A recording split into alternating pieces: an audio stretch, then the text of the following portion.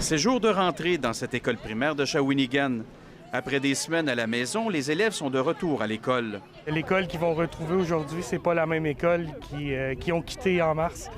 Fait que c'est ce qu'on va savoir dans les prochains jours, comment ils vont vivre l'expérience. Comme certains parents, ce chauffeur d'autobus est inquiet.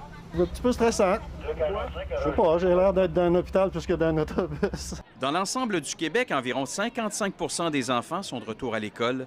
À l'école primaire Immaculée Conception de Shawinigan, seulement 60 des 230 élèves sont présents. Est-ce que les parents ont pu penser qu'à cause de la quantité d'élèves qu'on avait, ils voulaient voir comment ça allait se passer avant de retourner leur enfant? Interdit pour nous de rentrer dans l'école.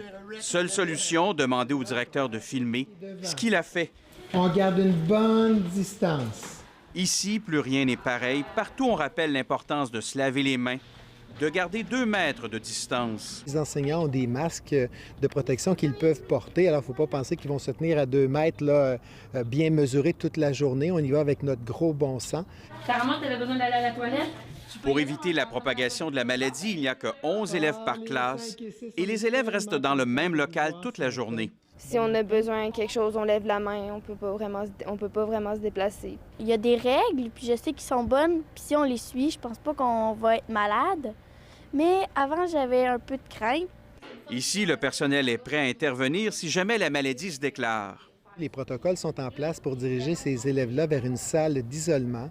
Alors, on peut déjà faire des premiers soins, prendre un peu l'état de l'enfant et on communique à ce moment-là immédiatement aux parents pour qu'ils viennent chercher leur enfant. Dans la cour d'école, pas de ballon. Les modules de jeu sont interdits.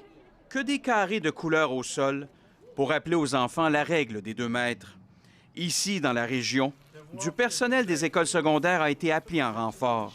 Un enseignant d'éducation physique, exemple au secondaire, peut venir compléter la tâche au niveau du primaire. Même à faire un enseignant de français, de mathématiques. Donc vraiment, là, tout le monde met l'épaule à la roue. Cette école, comme bien d'autres, va devenir un véritable laboratoire en prévision de la grande rentrée du mois de septembre. Ici Jean-Philippe Robillard, Radio-Canada, Shawinigan.